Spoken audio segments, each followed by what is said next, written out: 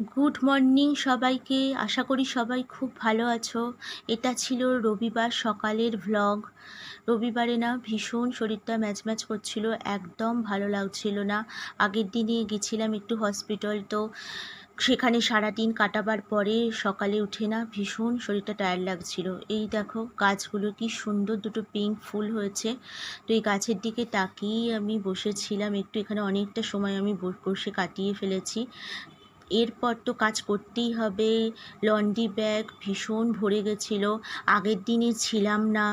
তারপরে আসার সঙ্গে সঙ্গে অনেক ড্রেস, সেগুলো সমস্ত লন্ড্রি ব্যাগে ভরে গেছিলো। আমি তাই সোজা চলে গেলাম ওখানে গিয়ে ওটা ক্লিন করতে। তো সেখানের কাজটা কমপ্লিট করে তারপরে চলে গেলাম সোজা বেডরুমটা না এত অগোছালো হয়েছিল, কালকে আসার পর থেকে কিচ্ছু ক্লিন করা হয়নি। তো সেগুলো সমস্ত কিছু যেখানকার যেমন সেখানেই কালকে পড়েছিল।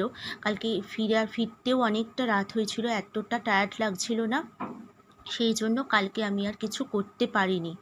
তো দেখো আমি সোজা এলাম একটু বেডটা ঠিকঠাক করে নিতে। তো বেডটা ভালো করে ক্লিন করে ঠিকঠাক করে এবার যাব ঘরের বাকি জিনিসগুলো। তো বেডটা তো আমি ক্লিন করে নিলাম, বেডটা পরিষ্কার করে নেবার পরে না এরপরে যাব ঘরের অন্যান্য অনেক কিছু পড়েছিল। আসলে না কোথাও বেরোলে দেখবে ঘরটা ভীষণ অগোছলো হয়ে পড়ে। একদিন আমরা যদি বাড়ির বাইরে থাকি না, তাহলেই ঘরটা এত অবস্থা খারাপ হয়ে যায় না যে পরের দিনে নিজেরই দেখে এত বিরক্ত লাগে যে কি বলবো। তো আমি দেখো এখানে যে জিনিসগুলো সমস্ত ছড়িয়ে আছে ফ্লোরে, সেগুলো সমস্ত ক্লিন করতে হবে আমাকে। তো কালকে অনেকগুলো পার্সেলও এসেছিলো, প্লাস কিছু জিনিসপত্রও কেনা হয়েছিল, তার যত রকম প্যাকেট, যত রকম কাগজ সমস্ত কিছু ঘরেতে পড়েছিল।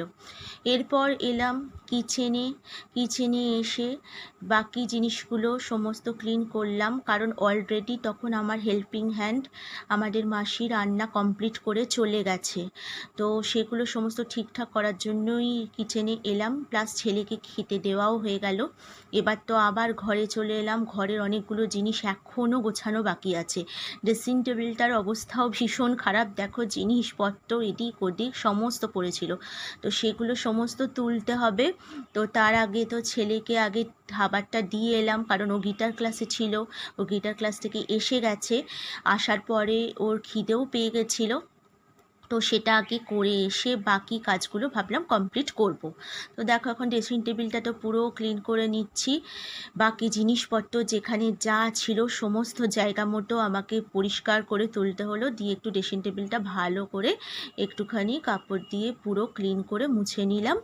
তো ঘর দেখবে পরিষ্কার না হলে না, যতক্ষণ না কমপ্লিট করতে পারছি সেই পরিষ্কারটা দেখবে আমাদের ভীষণ বিরক্ত লাগে।